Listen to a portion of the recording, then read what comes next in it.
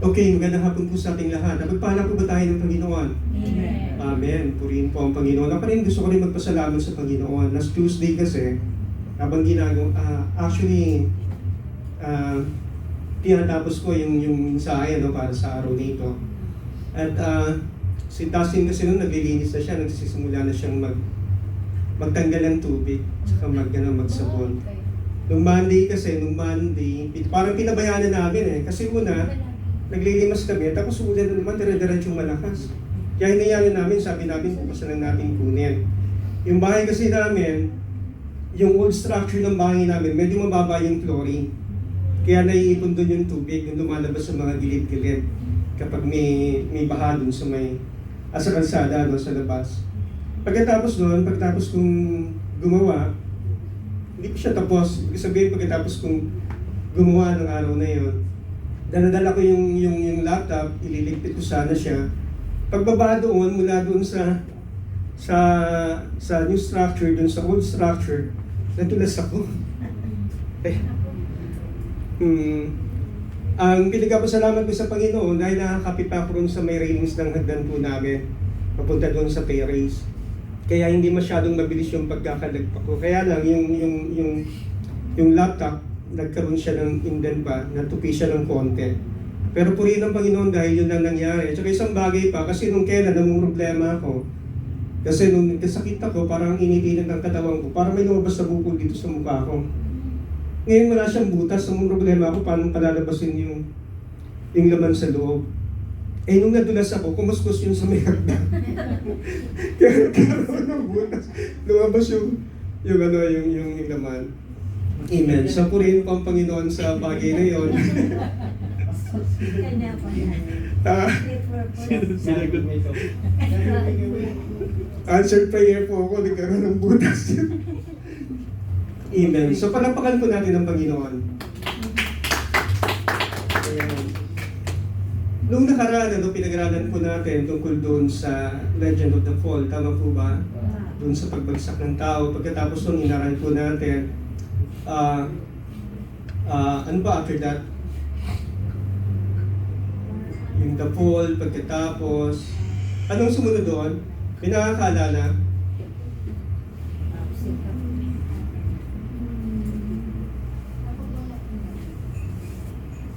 Anong sumunod doon sa fall?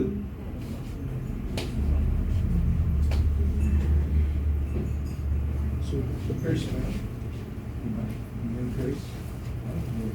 Yung cars and ang tawag doon? Ayun ba? Pagkatapos noon? The Cars and the Cure. Pero parang meron pang nauna ron eh.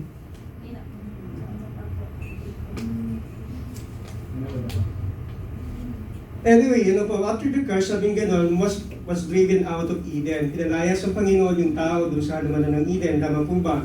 At pagkatapos sa labi ng Biblia, in the course of time, pagdating doon sa Genesis 4. Okay, sa kung ito yung pag-aaral po natin, ay may kinalaman doon sa pagkatapos ng pagbagsak ng tao. At ang titulo po ng pag-aaral natin sa hapong ito, tinawag po nating After the Fall's Effect.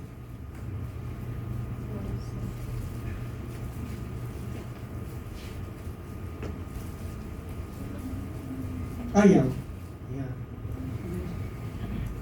Ayan, the After Fall's Effect po.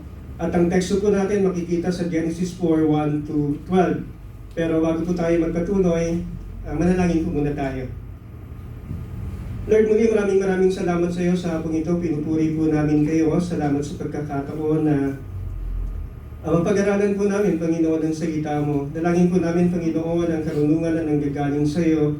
At hayaan po ninyo, Lord, na maunawaan po ng bawat isa sa amin yung mensahe mo, Panginoon, sa pagkakataong ito.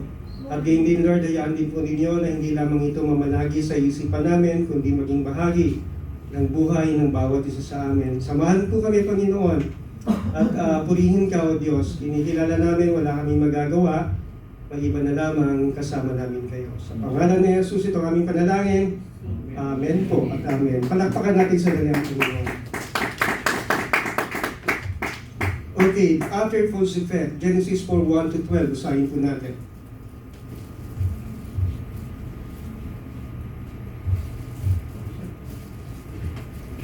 after false effect. Genesis 4:1-12. Dito po ang sinasabi.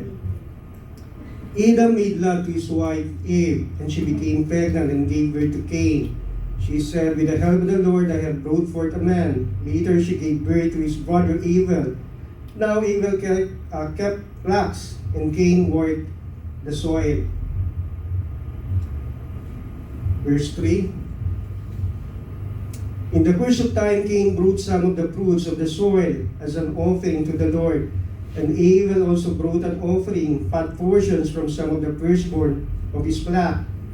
The Lord looked with favor on Abel in his offering, but on Cain and his offering, he did not look with favor.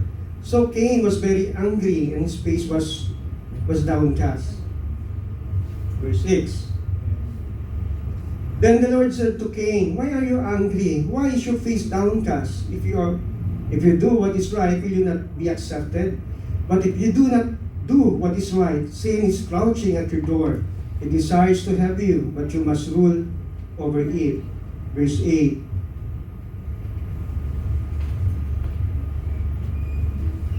Now Cain said to his brother Abel, let's go out to the field. While they were in the field, Cain attacked his brother Abel and killed him. Then the Lord said to Cain, where is your brother Abel? Okay, I don't know, he replied. Am I my brother's keeper? Tagapag-alaga ba ako ng aking kapatid?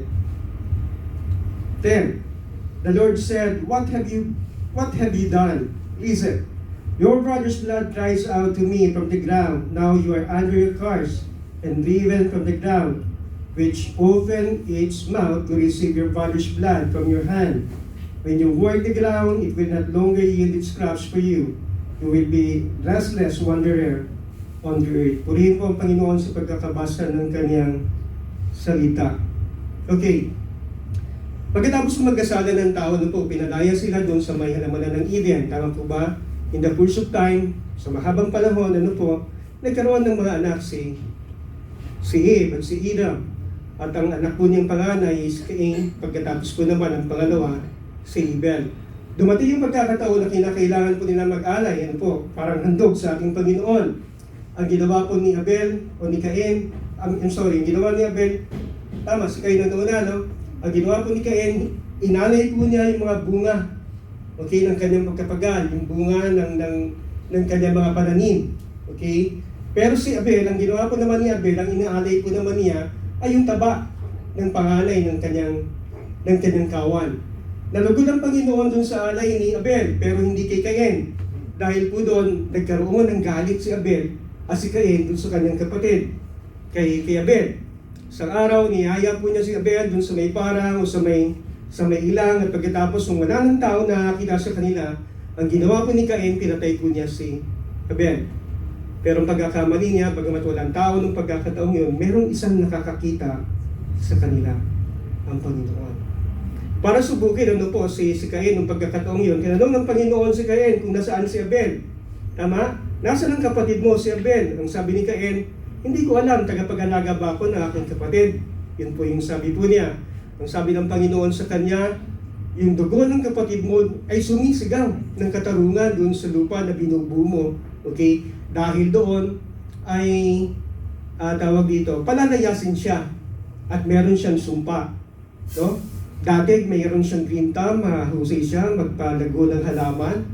Pero noon, sabi nga noon, ano man yung gawin mo, hindi magbibigay sa iyo ng bunga yung lupa. At pagkatapos, pinalayasan ng Panginoon si Cain doon sa komunidad o ng unang komunidad na meron sila. Tama po ba?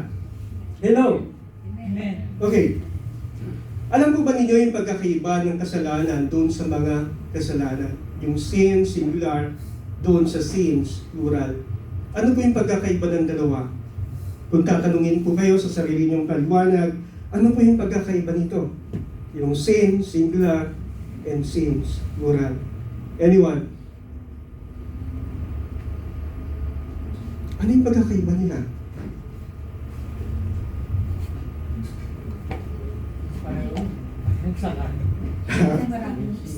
Isa marami, isa lang. Marami porte. Ano yung kasalanan pa rin yun? Ano? Ano yung pagkakaiba nila? Sa akin wala eh.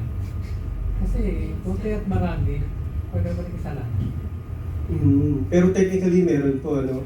Pag sinabi natin sin, singular, capital po ito, that is the origin of sin. Samantalang sins naman, plural, that is the results of sin. Tama?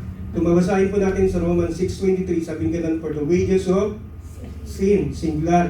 Ang tinutukoy ito ang original sin. Kaya kahit anong katuwiran meron tayo, no? Kahit nabuhay kang matuwid sa mundong ito, dahil meron kang minanang kasalanan, yung nag-iisang kasalanan na yon, ang kabayaran pa rin nun, ano? Kamatayan. Hindi kinakailangan ng maraming kasalanan. Sapat yung isa para magdulot sa iyo ng kamatayan. Nasusundan po ba natin? Okay. Sa pagkakataon po ito, talakayin po natin kung ano naging resulta ng kasalanan. Ano po? Pagkatapos ng pagbagsak ng unang tao nila Eva at Adan. Okay, the result of sin after the fall. 1. Anong sabi? Slide please. Sin deceives. Okay, makikita natin yun sa verse 1.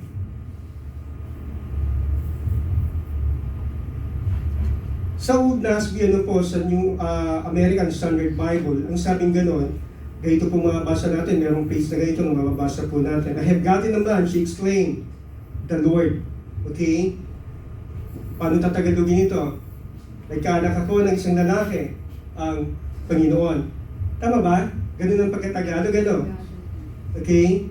Hinahanap ko po yung Old Nasby, pero wala na, hindi na siya available eh. Kasi mga Bible natin ngayon, kahit yung NIV Bible natin, kapag kinumpare mo kung meron kayo sa bahay, yung anong tawag dito, yung talagang libro, tapos compare mo dun sa internet na available, magkaiba na sila. Kasi revision na yung nakikita natin sa internet. Tama po ba? Kaya hindi ko siya makita. Pero meron akong isang nakita na medyo hawig. Ano po? Ganito po ang pagkakasabi naman. Makikita po natin yung sa International Standard Version na sabing ganon, later Adam had sexual relation with his wife Eve. She became pregnant and gave birth to Cain, and she said, sabing ganon, I have given birth to a male child, the Lord. Pareho din. Okay? Kung maalala po ninyo, no? Nung nagkasala po yung tao, nangako ang Panginoon sa kanila na magpapadala siya ng isang tagapagligtas. Tama po ba? Kaya ang Panginoon kumatay pa ng isang hayop, ng isang hayop para magbubo ng dugo at pagkatapos ibalot sa kanila yung skin garment nito sa kanilang kahihiyan at kahubaran dahil sa kanilang kasalanan para ipakita na minsan isang panahon merong darating na mamamatay para iligtas sila sa kanilang mga kasalanan. Nasusundan po ba natin? Hello? Kaya ang expectation ni Eve, kapag nanganak siya, okay, yun yung magiging daan ng kanilang kaligtasan. Akala niya yung kagad. Yung unang anak niya, yung panganay niya, ang sabi niya gano'n, nanganak ako ng lalaki, ang Panginoon. Okay? Ang expectation niya, yung kaagad ang maghahango mula sa kanilang kasalanan. So, naipagkamali niya, napagkamalan niya, tama ba ako? Tama ba yung word ko? Napagkamalan niyang si Kristo, si Cain. Tama? Hello? Letter A.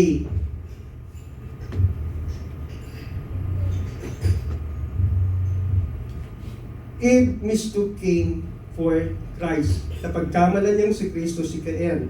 O si Cain. Okay? The same way, sabi ganon, the same way how we sometimes exchange the Lord for someone else. For instance, for our girlfriends, okay, for our spouses, children, for ourselves. Okay? Or for anyone or anything that we give more importance than Christ, making them gods or idols of our lives. Okay? Kapareho din po ito, kapag minsan, papalit natin ang Panginoon para sa iba. Pagka minsan sa ating mga nobya o nobyo, tama ba? Paano nangyayari yung bagay na yun? Halimbawa, pagkagising mo ng linggo, okay, nanalangin ka para handa mo yung sarili mo para sa gawain kagaya nito. Tama ba? Nanalangin ka, dinadalangin mo rin yung gawain ninyo na maging maayos ang programa at lahat ng tatayo. Okay, maging pagkapala sa iba o sa lahat ng dadalo sa gawain na yon. Pero pagkatapos mong mag-almusal, bigla nag-chat yung girlfriend mo. Sabing ganun, kita tayo. Okay? Merong bagong bukas na resto, subukin natin kung anong pagkain masarap sa lugar na yon. Okay? Kung kayo, yung mga dalaga at binata na naririto, kung kayo yung nasa ganung sitwasyon, handang-handa ka na para magsimba, para sumamba. Pero pagkatapos noon, yung nobyo mo o yung nobyo mo, tumawag sa'yo at niyayaya ka na mag-date kayong dalawa. Ano yun ngayon yung gagawin ninyo? Ang tamang desisyon, dali mo siya sa simbahan, doon kayo mag-date dalawa. Pero, ideal yun. Tama? Pero in reality, ang laging nananaig doon, ano? Yung yaya ng mahal mo. Tama? Hello? At yun yung halimbawa, no? Kung paano na ipagpapalit natin, no? Minsan at sa maraming pang pagkakataon, ang Panginoon sa iba. Sa asawa, paano nangyayari yun? Halimbawa, meron kang calling, alam mo na tinatawag ka ng Panginoon. Nararamdaman mo naman yun eh. Tama yung inclination mo, pagkatapos yung hilig mo parang biglang nagbabago. Parang may umaakay sa'yo na tawag, kahiligan mo yung bagay na ito. At pagkatapos tumutubo ngayon yung pagkanasa sa puso mo, yung desire na ibahagi, yung mga bagay na natutunan mo. Tama ba? Hello, Donald, tama ba yun? Nagtuloy. Okay, tama ba? Alam mo, meron kang calling, pero meron kang asawa. At ang priority ng asawa mo ay ang inyong pamilya. Ano ngayon yung gagawin mo? Alam mo, tinatawag ka ng Panginoon eh, pero ayaw ng asawa mo. Unahin mo muna yung pamilya natin. Bago kung ano-ano. Para sa kanya, yung gawain ng Panginoon ay kung ano-ano. Optional. Hello? Sa ganung pagkakataon, ano po, at pagkatapos pinili mo ang may bahay mo, ang husband po ninyo, okay, sa puntong yun, ay pagpalit po ninyo yung Panginoon sa Kanya. Nasusundan po ba natin? Hello? Amen. Pagkaminsan naman sa ating mga anak, okay? At pagkaminsan naman sa ating sarili. Tama ba? Kapag pumapasok na sa isip natin na mas importante tayo, tama? Higit sa gawain o sa ating Panginoon mismo. Sabi nga doon, anumang bagay doon na binibigyan natin ng importansya ng higit sa Panginoon ay nagiging maliit na Diyos o idolo ng buhay ng bawat isa sa atin. Bagay na dapat po nating iwasan. Kilala po niya yan? Si John Lennon. Ano ba? Kilala ni Pastor eh. Kami pastor pa. Parang hindi pa kilala, no? Okay, si John Lennon. Noong 1966, ano po, nagkaroon siya ng interview doon sa London. At pagkatapos sa proseso o in the course of the interview, ano po, nung tinanong siya kung anong palagay niya, no, sa estado ng kanilang banda ng Beatles, ano po, nung mga panahon na yun. Hindi nila yun eh. Okay? Eh yung panahon na sikat talaga sila. Okay? Ang sabi niya sa interview, ganito, we are more than popular than Jesus. 1966. It was 1966. Noong 1970 po naman, sumulat si John Lennon ng isang awitin. Okay? Ito ano na to, yung hiwalay na siya sa Beatles. Solo performer na siya ng mga pagkakataon na yon. Okay? At pagkatapos po nun, ano po, ang titulo ng awitin na sinulat niya ay The God. Alam po ba ninyo yung liriko na nakapaloob doon sa titulo ng awitin? Nabasahin ko po ganito. Sabi nga noon, I don't believe in Bible. I don't believe in Jesus. I don't believe in Buddha. I don't believe in kings. I don't believe in Elvis. I don't believe in Beatles. I just believe in me, Yoko and me. Naririnig po kayo? Napakinggan nyo na yung kanta na yun? Sa kantang yun, sinasabi ni John Lennon na wala siyang pinaniniwala ang iba. Okay? Kung maganda lang talaga boses ko, kakantahin ko yun. Ha? Okay, wala siyang pinaniniwala ang iba. Hindi siya naniniwala sa mga hari, hindi siya naniniwala sa Biblia, hindi siya naniniwala kay Kristo, hindi siya naniniwala kay Buddha, hindi siya naniniwala kay Elvis, hindi siya naniniwala sa Beatles. Naniniwala lamang siya sa kanyang sarili at kay Yoko Ono. sa asawa niya. Ano nangyari kay John Lennon? He died in tragic death. Tama po ba?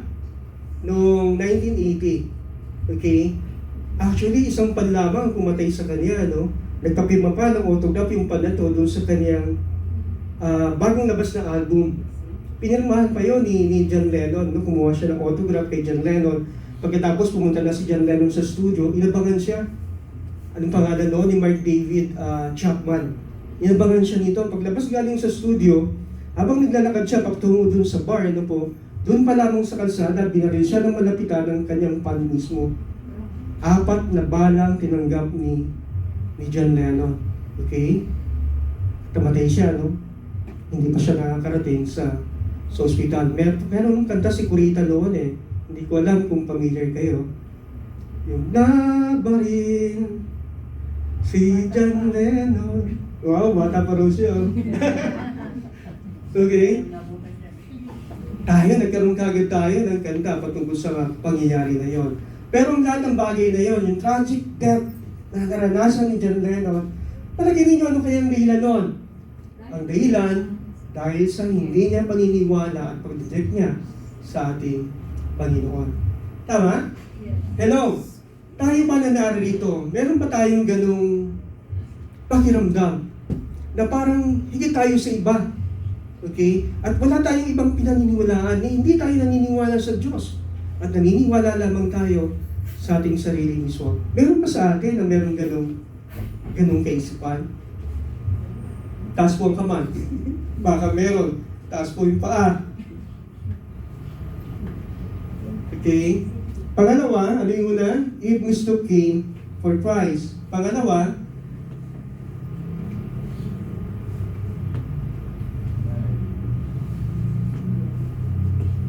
letter V, Cain trusted the sacrifice over obedience. Makikita natin yun sa verses 3 to 5. Ano sinasabi doon? Basahin po natin.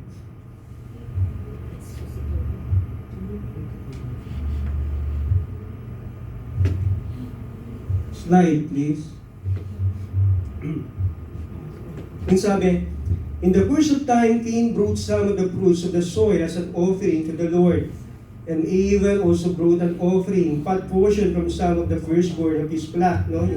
Yung taba mula doon sa panganay ng kanyang kawan. Okay? The Lord looked with favor on Abel in his offering, but on Cain in his offering did not look with favor. So Cain was very angry, and his face was downcast. Yung sinasabi natin kanina, no? Paglipas ng panahon, kinakailangan nila mag-alay sa Panginoon. Ang inaalay po ni Cain ay yung bunga ng kanyang tanim. Okay? Samantalang si Abel naman, ang inalay po niya yung part portion, yung taba, ano po, ng mga firstborn ng panganay na anak doon sa kanyang kawan. Okay? At kinalugdan ng Panginoon yung alay ni Abel, pero hindi yung kay Cain. Wali ano po, sa Genesis 3:21, yung sinasabi natin kanina, in Genesis 3:21, when man sinned against God, the Lord killed an animal. Tama, pumatay ang Panginoon ng hayop and shed its blood. Pinatulong niya yung dugo to make a skin garment to cover their shame because of sin. Para takpan yung kanilang ginawang kasalanan. To cover, ibig sabihin to atone. Nasusundan po ba natin? Nung nagkasala sila, nakita nilang hubad sila, nahiya sila, nagtagpi sila ng dahon ng igos, pero hindi tinanggap yun ng Panginoon. Okay? Pagkat hindi nun inaalis yung kahihiyang ginawa nila na dulot ng kasalanan. Ang ginawa ng Panginoon, umatay siya ng hayop. Okay? Nagpatulo, nagbubo ng dugo. At pagkatapos mula doon sa hayop, yung skin garment nito, yung balat nito, ginawang garment ng Panginoon na binalot sa kasalanan, sa kahihiyan ng ating unang magulang. Tama ba? Hello? In fact, sabing gano'n ng batas, ano po, sa Hebrews 9:22, ano kung sabi? In fact, the law requires that merely everything be cleansed with blood. And without the shedding of blood, ano sabi? Kapag walang pagkapatuloy ng dugo, walang kapatawaran sa kasalanan. There is no forgiveness or remission of sin. Makikita natin yun sa Hebrews 9:22. Tama? At yung paniniwalang ito, hindi lamang ito sa panahon na yon. Okay? Actually, yung paniniwalang ito, it's universal belief. Parang lahat yata ng mga katutubo ng mga panahon na yun sa iba't ibang panig ng mundo naniniwala, no? Na kapag meron silang tawag dito, kasalanan, kinakailangan nilang mag-alay doon sa kinikilala nilang mga Diyos. Kahit yung cannibal Tama ba? Nag-aalay sila, tao pa kayo inaalay nila Pero dahil yung paniniwalang yun, makikita natin yung katotohanan. Tama? Kasi kapag yung isang paniniwala ay pinapractice, okay? Universally. Bagamat merong diferensya, no? Pero magkakahawig yung tawag dito, yung ritual na ginagawa nila para sa paniniwalang yon, malaki ang posibilidad na totoo yung bagay na yon na mana nila. Okay, di ba tayo kahit ng mga panahon yung mga magulang natin, yung mga nanay natin, mga tatay natin, tama, sila Sir Claudie. Okay. Di ba? Kapag may na-open tayo, iniisip natin, meron tayong na-open na anito, na nanunod sa punso. Anong ginagawa? Anong sinasabi ng albularyo? Magpatay ka ng manok. Dalhin mo rin sa punso. Patuluyin mo yung dugo. Kasi yung paniniwala na-inculcate na sa isipan na dapat kapag may na-open tayong Diyos, kinakailangan magpatulo tayo ng dugo. Mag-alay tayo para sa kabayaran ng ating kasalanan. Tama? Lahat yun, babalik tayo ng galing yun dun sa unang tao o dun sa kasalanan ng unang tao. Kung nagkasala kasi sila, ang ginawa ng Panginoon, pumatay siya ng hayop, nagpatulong ng dugo para masatisfy yung kanyang anger dahil sa kanilang kasalanan. Nasusunod po ba natin? At yung balat ng hayop, yun yung ginawang damit para takpan yung kanilang kahuparan. Okay? Nasusunod po ba natin? Palakpakan nga po natin sa daling Panginoon.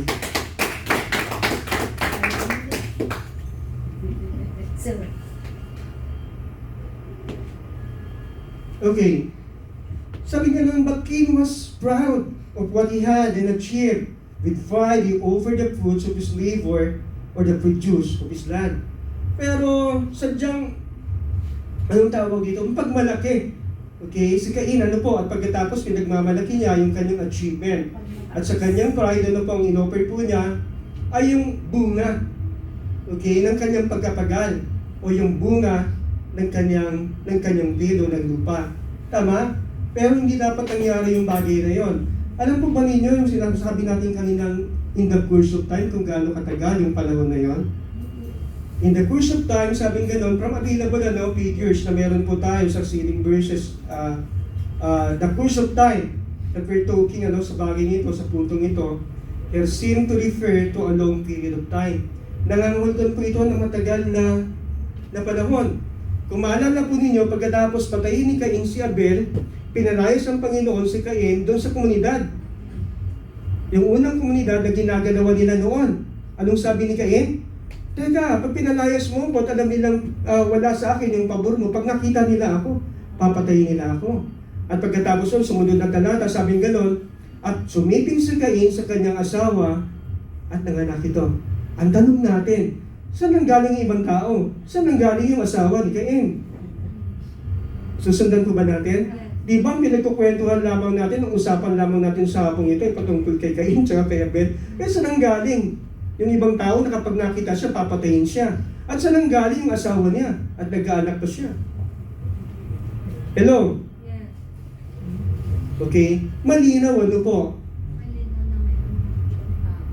Malinaw na yung course of time doon ay isang mahabang panahon. At sa loob ng panahon ito, nagkaroon pa ng ibang mga anak. Si Eva at si Adan. Marami na sila ng mga pagkakataon na yon. Nasusundan po ba natin?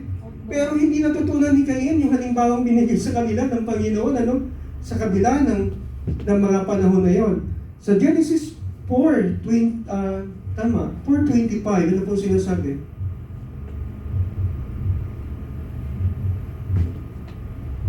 Sabi ganito, Adam made love to his wife again. Okay? Nung mamatay si Cain, nalungkot siya, sumiping sa kanyang asawa. Okay? And she gave birth to a son and named him Seth, saying, God has granted me another child in place of Abel. Nagkaroon ako ng bagong anak kapalit ni Abel, since Cain killed him. Dahil pinatay ni Cain si Abel. Okay, ang tanong natin, kailan nangyari yun? Kailan uli nagkaanak, o kailan pinanganak si Seth? Kailan nagkaanak uli si Eva pagkatapos mamatay ni Abel? Kailan nangyari yun?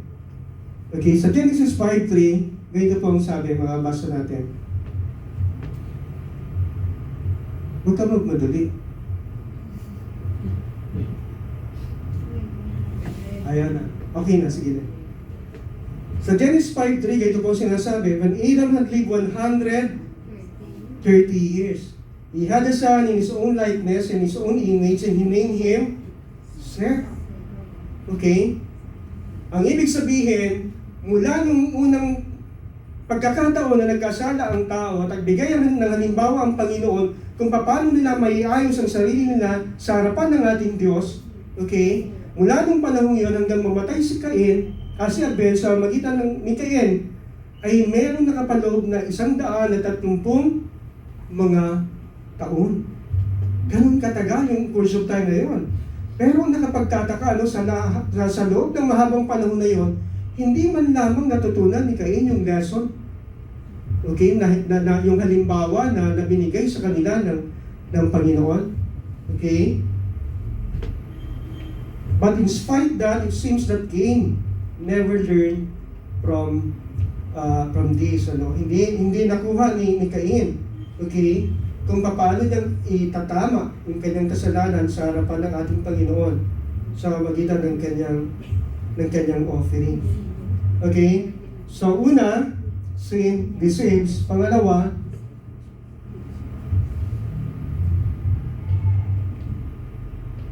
ang haba, no? Pero pag binasa kasi natin yung Bible, kala mo, yun lang eh. Tama? Pero pag inaral natin, may mga mensahe nakapaloob doon, may mga gems na naroon na kailangan ng ating idig.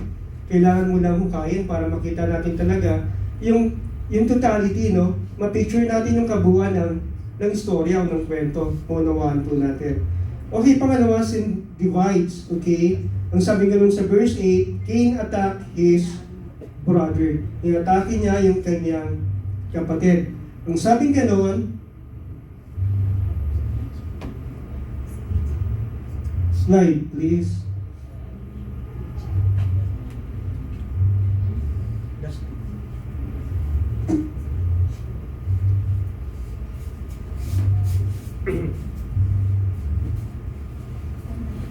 Sabi ganoon, the first recorded sin of man separated man from God. Tama? Yung unang kasalanan ng tao, hiniwalay siya nito sa Diyos. And the second recorded sin separated man from man. At yung kanyang pangalawang kasalanan naman, hiniwalay yung tao sa kanyang kapwa-tao. Ang una, nahiwalay siya sa Diyos. Yung pangalawang kasalanan na ginawa nila, nahiwalay naman siya sa kanyang kapwa-tao. Okay?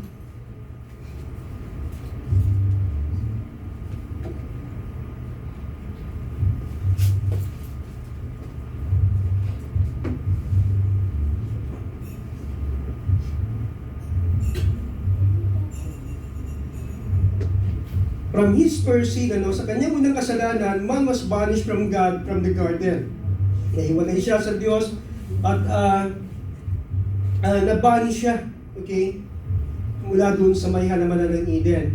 At sa kanyang pangalawang pagkakamali, sa kanyang pangalawang kasalanan, in the second, man was banished farther away from his community. Nahiwalay naman siya sa kanyang komunidad, no, dahil sa kanyang kasalanan.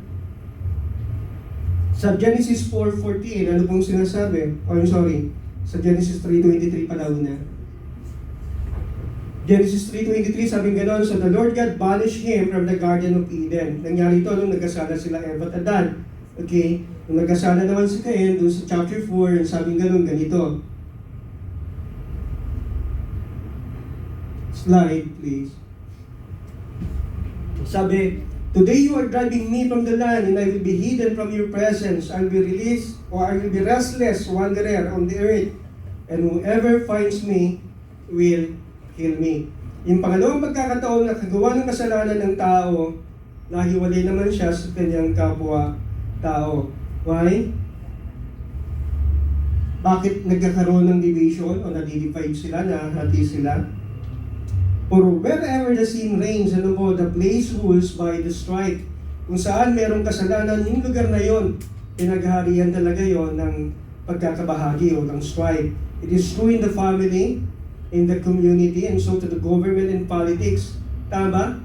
Kaya ngayon meron tayong tinatawag na boy riman, may mga boy kilay, okay, boy lila, and it's happening inside the church. Nangyayari din yun sa loob ng simbahan. Tama? Halimbawa sa pamilya, no? Minsan kapag nagkasala, no, yung isa sa miyembro ng pamilya, at pagkatapos napakalaking kasalanan yung kanyang nagawa, anong nagiging bunga noon? Kung hindi siya palayasin o itakwil ng kanyang mga magulang, siya mismo dahil sa kahihiyan, ang lalayas dun sa tahanan nila. Dahil yun sa kasalanan. Tama? Hello? Gayon din naman sa komunidad, ano? At sa gobyerno, nangyayari din po yun sa politics. Tama? Kaya ang gulo-gulo ng gobyerno natin ngayon, ang gulo-gulo ng politika natin ngayon. Tama? Dahil merong kasalanan na pilit na tinatago at pinagtatakpan. Nasusundan ko ba natin? Okay, actually, meron ng lumabas no, na decision yung Supreme Court, pero hindi pa yung kasi final.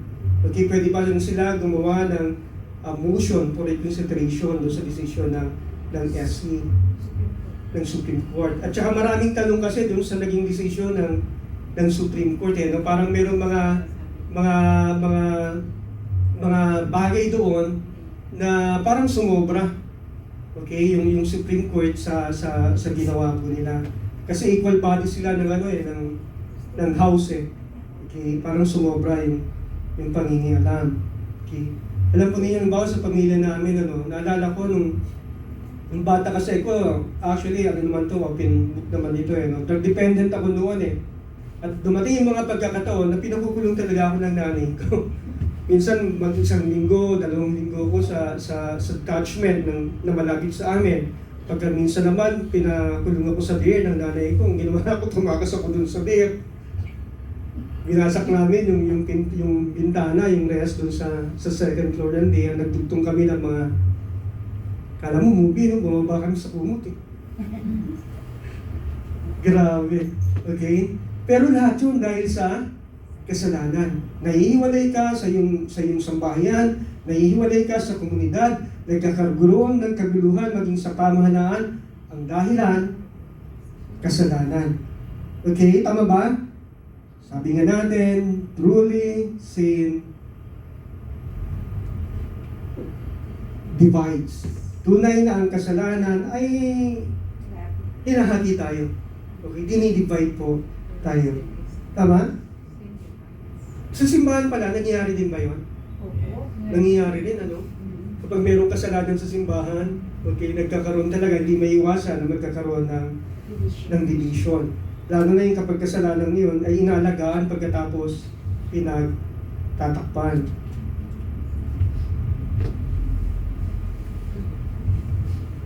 Pangatlo,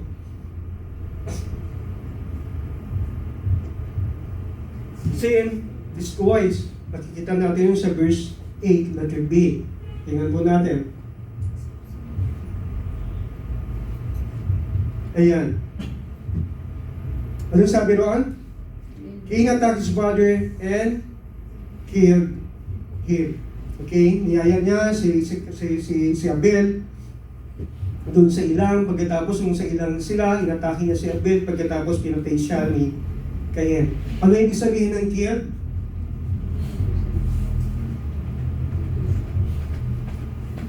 Meaning, to destroy life or put it to an end.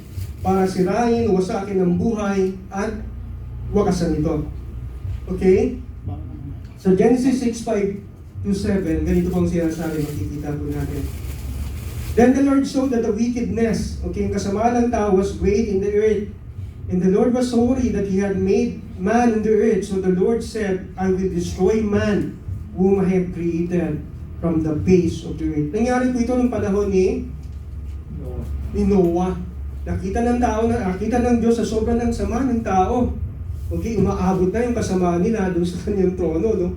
Hindi na may tatago yung kasamaan nila. Kaya ang sabi ng Panginoon, nalungkot ang Panginoon dahil sa kasalanan nila.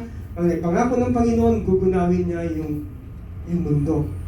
Buburahin niya yung tao dahil sa kanilang kasalanan. Wawasakin niya ito. I will destroy man whom I have created from the face of the earth.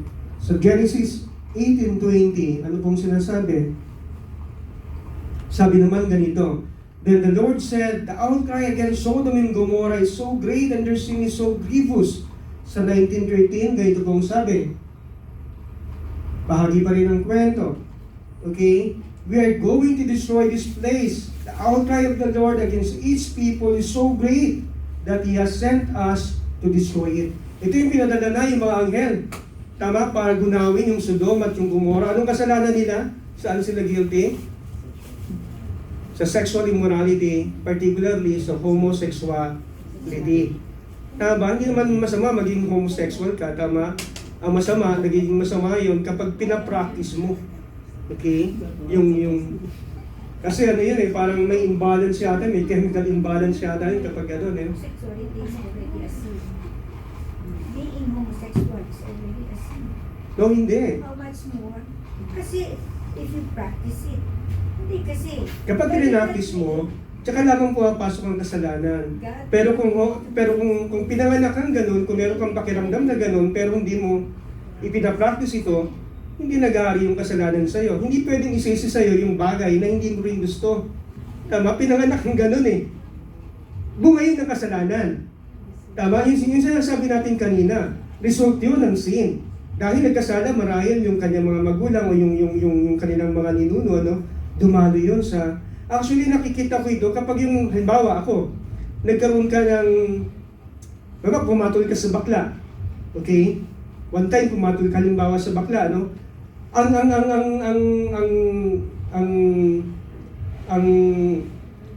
resulta noon,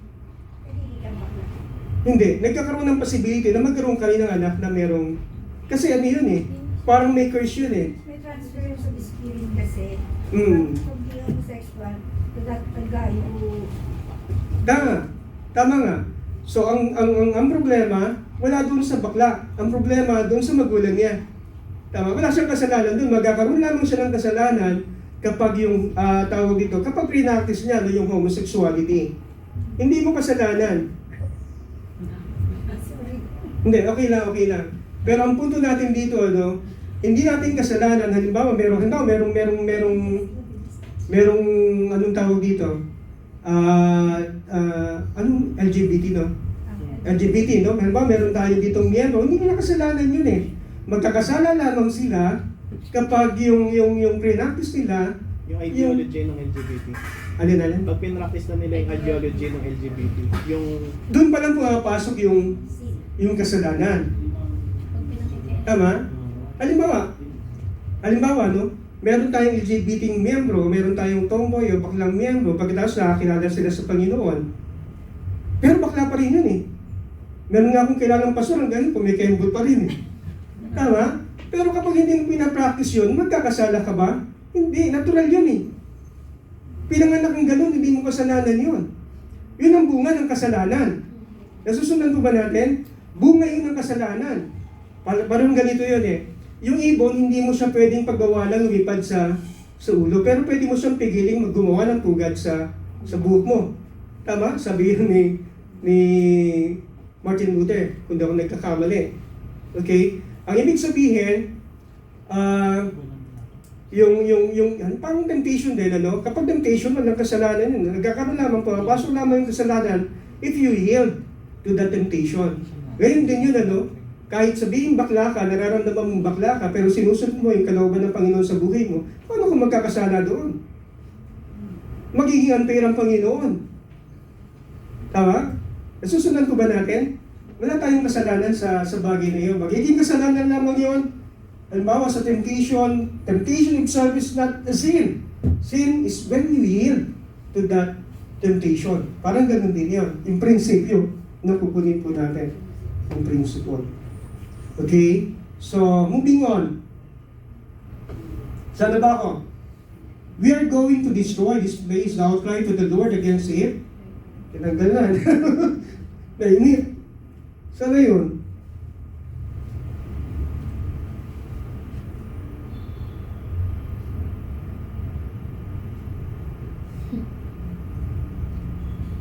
sa sin destroys, ano.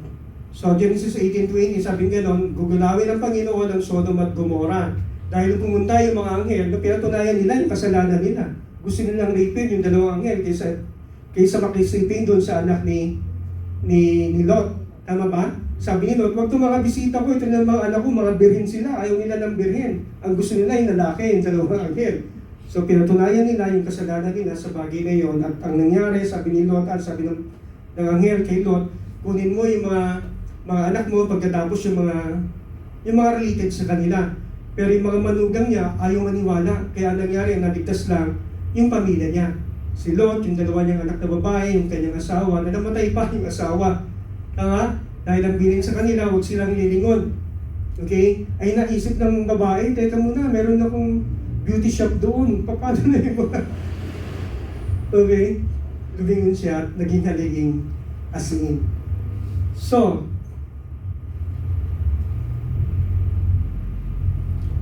balik po tayo dun sa teksto natin kanina. Going back our text, ano po?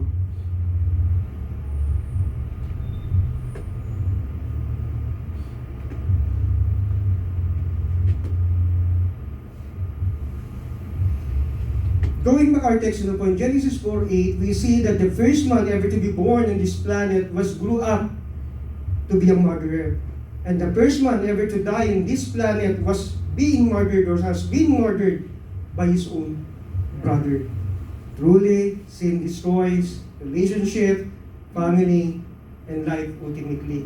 So makikita po natin doon sa kwento na pinag-aralan po natin, yung kauna-unahang tao na pinanganak sa planetang ito, lumaki siya, namamatay tao.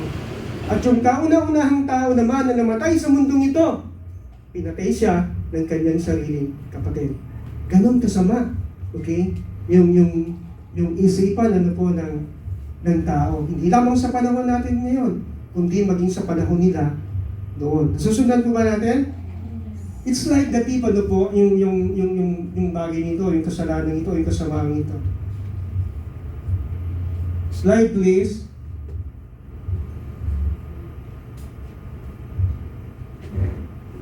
It's like the Satan, its originator, who comes only to steal, to kill, and destroy. Ganyan din po ang kasalanan. Kung paano si Satanas, ang originator ng kasalanan, ay pumunta para magnakaw, para pumatay, at para manira o magwasak. Ganyan po ang ginagawa ng kasalanan. It steal our peace, niyanakaw niya yung ating kapayapaan, our hope, ang ating pag-asa, and even our assurance in life. Pati na yung mga bagay na pinaniniwalaan at pinaninigan po natin. Maging assurance of salvation, pag minsan nawawala yun. Nung nagkasala si David, na kumalala po ninyo, nanalangin siya. Anong panalangin niya? Restore to me, the joy of my salvation. Nawala yung assurance, yung kasiguruhan. Hindi nawala yung kaligtasan, ang nawala yung kagalakan na dulot ng kaligtasan. Okay? Restore to me the joy of my salvation.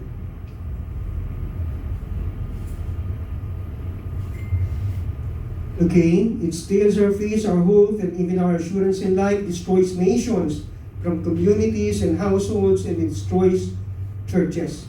Kasalanan din po sumisira maging sa simbahan.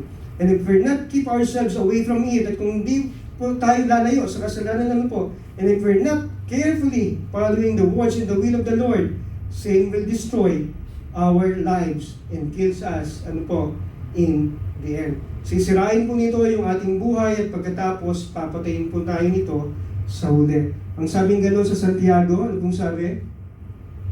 James 1:15. Then after the desire is conceived, pagkatapos maipaglihi o pagbuntis ang kasalanan o yung pagnanasa, it gives birth to sin. Doon nagsisimula yun sa pagnanasa Tama? Kapag pinatulan mo yun, pinapanganak, tsaka pa lamang pinapanganak yung kasalanan. It gives birth to sin. And sin, when it's full grown, kapag lumaki na yung bata, lumaki na yung kasalanan, ano nangyayari? It gives birth to death. Dumadating ang kamatayan. Dahil saan? Sa kasalanan. Sin truly destroys. Pangapat,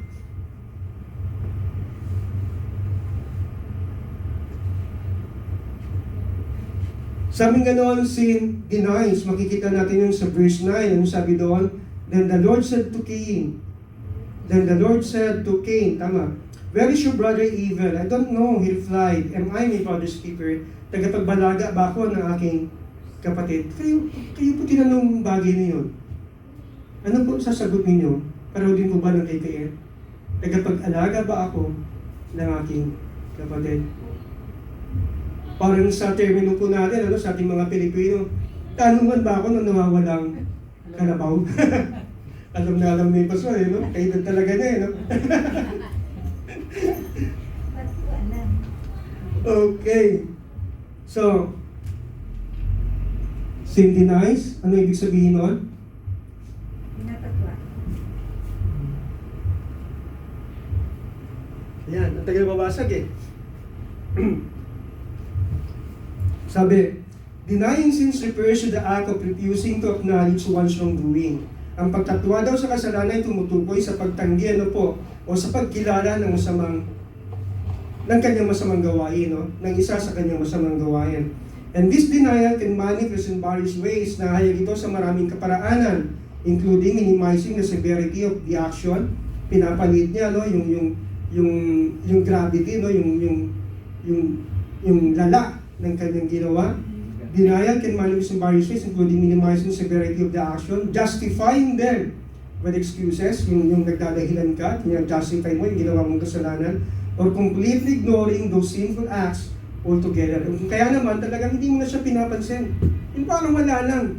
Pagkatapos mong gumawa ng kasalanan, parang walang nangyari. Parang pareho lang, no? Isa-isahin nga po natin. Anong sinasabi natin dito? Letter A, minimizing. Okay. This is an attempt to make mistakes seems less significant than it actually is. Pinapalit natin yung ating nagawang kasalanan. Parang hindi siya masyadong masama. Parang white lies lang yan, parang mga ganon, ano?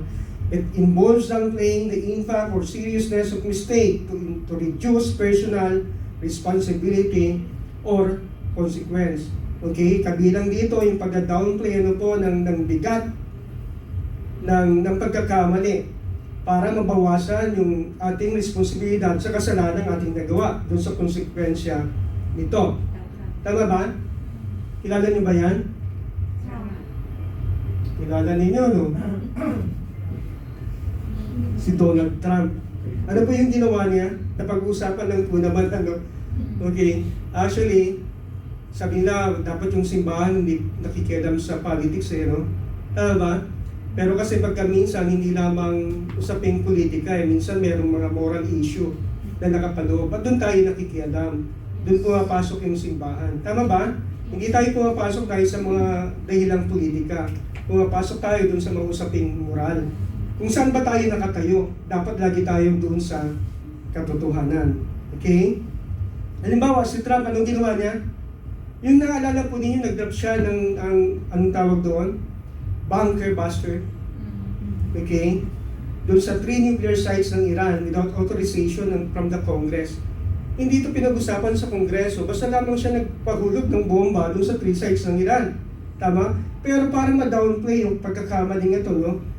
Pinakita niya na naging successful yung mission na yon at pagkatapos walang casualty on their end at pagkatapos yung B-52 bomber nakabalik kasama yung piloto. Okay? Nasusundan po ba ninyo?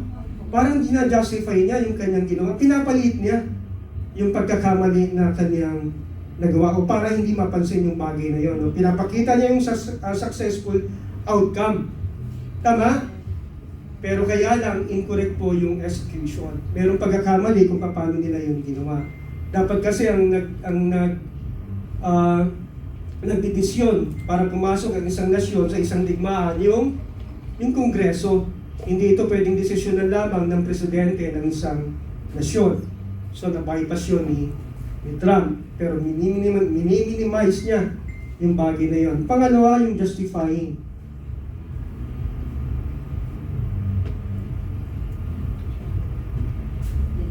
Okay, this involves providing reasons to defend or excuse an action that is perceived as wrong to avoid blame and to maintain a positive self-image. Ano yung sabihin nito?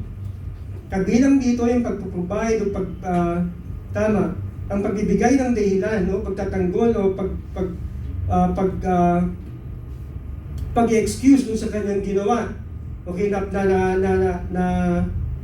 napiperceive nating mali para ma-avoid niya, para maiwasan niya yung pagsisi at gayon din naman, ma-maintain niya yung positive self-image na meron siya. Kilala niyo siya? Si Bamboo. Si Bamboo. Si Chisi Piato Escudero. Nakakalungkot kasi. Totoo yun. Actually, hindi na ako nanonood ng TV kasi para akong atakin sa puso. Sa mga Walang pastor. nakaka-stress, nakaka-stress. Okay? Naalala ko kasi, when Jesus Escudero was asked why the Senate did not proceed forthwith, yun ang usapin dati. Pagkabat kasi meron ng decision yung Korte Suprema, in question pa rin yun eh. Kasi equal branch sila. Pagkatapos meron doon mga pinagagawa, meron mga steps doon na hindi nakalagay sa ligang batas, wala sa Constitution. Na gawin mo to, ginawa niyo ba ito, ginawa niyo ba yun? Pero wala naman nakalagay sa Constitution dahil kung meron ganon, susundin nila yon. Tama? Pero hindi nakalagay yung ganon. So marami pang dahil yan sa kasalanan, no?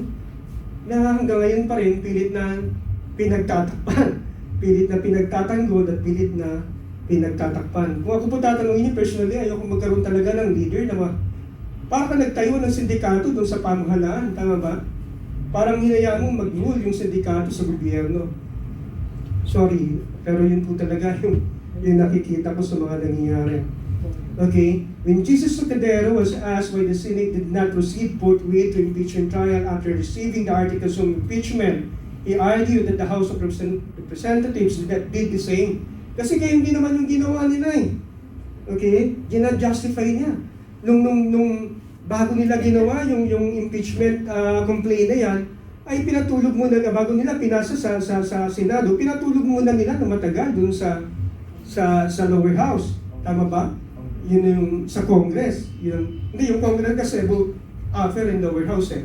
Natulog muna dun sa may lower house, sa House of Representatives. Okay, bago pinasa dun sa may... Kaya sabi sila nga nagpa-bunching, ba't nyo kami apurahin? So, yun yung justification doon, no? Pero nakita ko kasi yung mga interview sabing ganun, kahit yung high schooler, kapag tinanong mo kung ano ibig sabihin ng forthwith, ang sagot talaga immediate eh. Tama, immediately. Synonymous kasi yun. Hindi mo siya pwedeng, kahit anong pagbalik-baligtad mo, kahit saan diksyonaryo ka tumingin, ganun pa rin ang labas doon. Yung forthwith dapat immediate. Pangatlo, yung ignoring,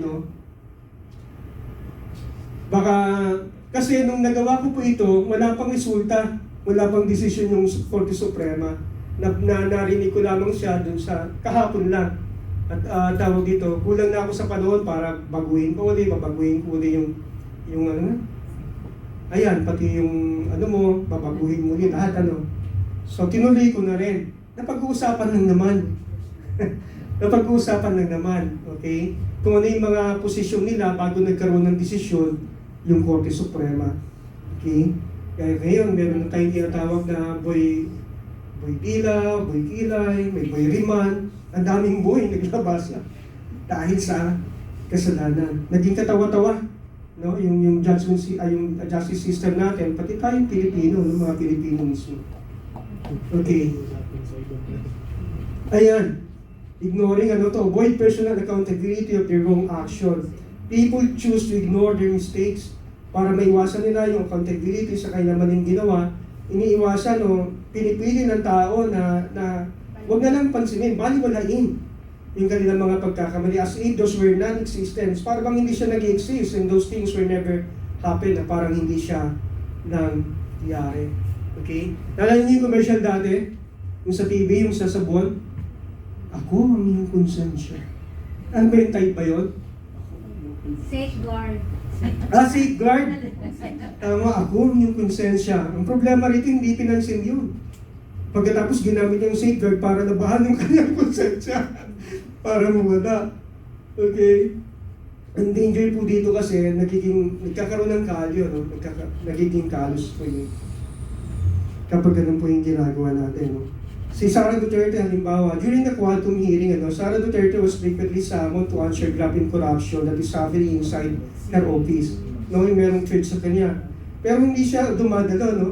But she never went there to answer this allegation. Hindi siya nagpupunta ron para sagutin. Ang lagi niya sinasabi I invoke my, Right. I remain silent. hindi, meron silang ano, oo, invoke my right to self-incrimination. Yun ang lagi niyang sinasabi. Ayaw niyang sagutin kasi kung sinagot niya na yun, binigyan na siya ng pagkakataon, tapos na. Kaya nagkaroon tuloy ng impeachment case o impeachment trial. She never went there to answer this allegation. Instead, she argued that the accusation was politically motivated and orchestrated or invented by those who want her out of her office. Lagi niya sinasabi, ano lamang yan political motivated lamang yan at ini-invento lamang nila yan para matanggal ako sa aking opisina. At lagi nilang ginagamit yung technical procedure against doon sa constitutional principle. Tama? Tinetechnical nila yung lahat ng bagay. Okay? At hindi na pinag-usapan yung prinsipyo na ipinapakita ng malinaw sa saligang batas natin. So tapusin na po natin sa 5.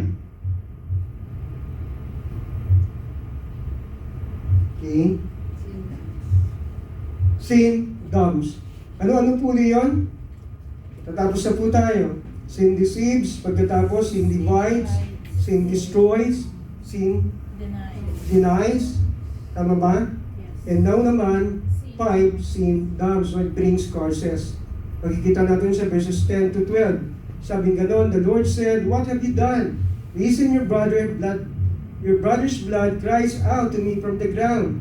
Now you are under a curse and driven from the ground, which open its mouth to receive your brother's blood from your hand. When you work the ground, pag nagtrabaho ka sa lupa, it can no longer yield its crops for you. Hindi na siya magbubunga. You will be restless wanderer on the earth. So makikita po natin dito na sinumpa si Cain dahil sa kanyang kasalanan, no? Ano nangyari pagkatapos nito? Ano nangyari sa kanya? Ano yung naging bunga ng sumpa? Yung sinasabi natin kanina. Okay, he became unproductive. Makikita natin sa verse 12 na Cain once had a green thumb. Lahat ng hawakan niya tumutubo, namumunga, no? And has the ability to grow for growing plants successfully. But then, he became unfruitful after he was cursed because of sin. Pagkatapos yung sumpain dahil sa kanyang kasalanan. Dati, kung ano man yung hawakan niya, tumutubo ka agad, namumunga. Kaya nagmamalaki siya no? Successful yung kanyang field. Maganda yung bunga. Kaya yun ang gusto niyang i-offer, pagyabang sa ating Panginoon. And anong pinapaalala nito sa atin?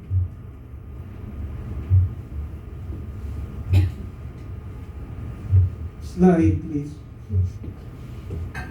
And this reminds us that however successful that we might be, kahit gaano po tayo katagumpay, even if we have the ability to prosper in any endeavor that we make, kahit na lagi tayo nagtatagumpay sa lahat ng mga bagay na pinapasukan po natin, sa lahat ng mga pagsisikap po natin, yung parang si Midas, kilala niyo si Midas? Yung lahat ng hawakan niya, nagiging ginto. Parang ganun, parang kang merong golden touch. No? Lahat ng negosyo na hawakan mo, na pagkatagumpayan mo. Lahat ng business. Okay? Everything could be changed. Pwede magbago ang lahat ng bagay na yon if we sin or committed a grievous mistake. Sa isang pagkakamali lang o sa isang kasalanan lamang, pwedeng lahat ng bagay na tinatangkilik ninyo, pwedeng lahat ng bagay na meron ka, ay lahat mawala rin sa iyo. So he became unproductive. Letter B,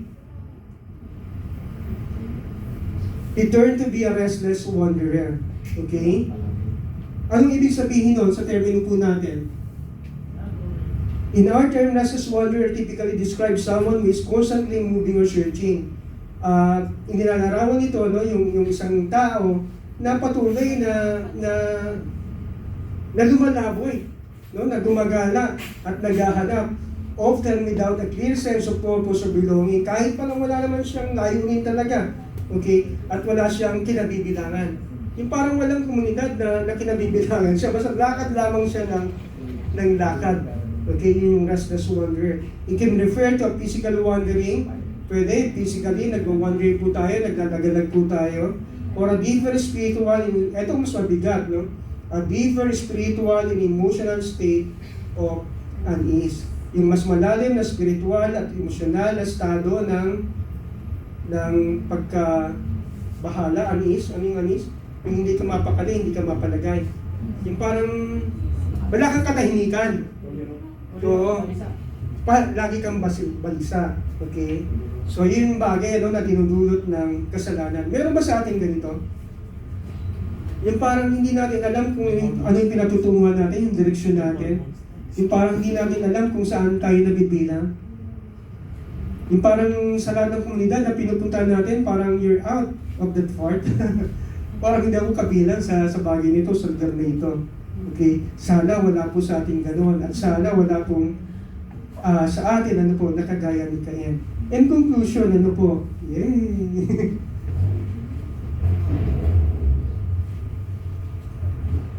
Okay. From this lesson, we see how Cain went out of the presence of God, kung paano siyang lumabas sa kalooban ng ating, sa presensya ng ating Panginoon. And there is no indication that he ever repented. Lumabas siya sa kalooban ng Panginoon at makikita natin na walang indikasyon na sinasabi ng Biblia na nagbalik loob siya sa ating Diyos. Nagpatuloy lamang siya sa kanyang pagiging wanderer. Okay? On the contrary, apostasy. Ito po yung total renunciation or abandonment of faith. Yung talagang totally pagtalikod sa ating pananampalataya. At ito po yung sinasabi ng Biblia na kaisa-isang kasalanan na maghihiwalay talaga sa atin sa Diyos. Okay? Hindi na pwede pang magkaroon ng pangalawang atonement o pangalawang sakripisyo para sa ganung uri ng kasalanan. Alam po ba nila, makikita yun sa Jude 11. On the contrary, apostasy is a bloodly labor of the Holy Spirit as going in the way of Cain. Ang ibig sabihin ko, namumuhay po tayo, kagaya ni Cain. Okay? Na wala tayong pakialam sa iba. At pagkatapos sinusunod lamang natin yung ating gusto at hindi yung kalooban ng Diyos para sa atin. Ito yung uri ng pamumuhay na meron si Cain noon. At patuloy lamang tayo na lumalakad ayon sa ating kagustuhan. Okay? Ay maikukonsidera natin yung bagay na yon na para din isang apostasiya. Okay? Ano pa sabi?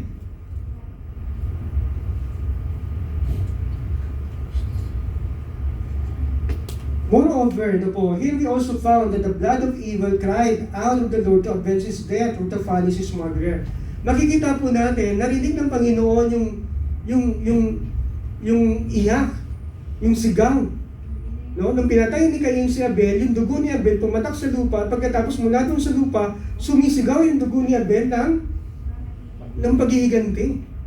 No? Na dapat parusahan yung gumawa sa kanya o ng hustisya. Tama? Yun ang pinapakita noon. Pero alam po ba ninyo, sa magitan po nito, dapat nagpapasalamat po tayo, no? And so from here, we are thankful for the blood of Jesus cried out the opposite, sapagkat yung iba naman yung sinisigaw ng dugo ng ating Panginoon. Yung isang dugo, anong sigaw ng isang dugo? Hustisya.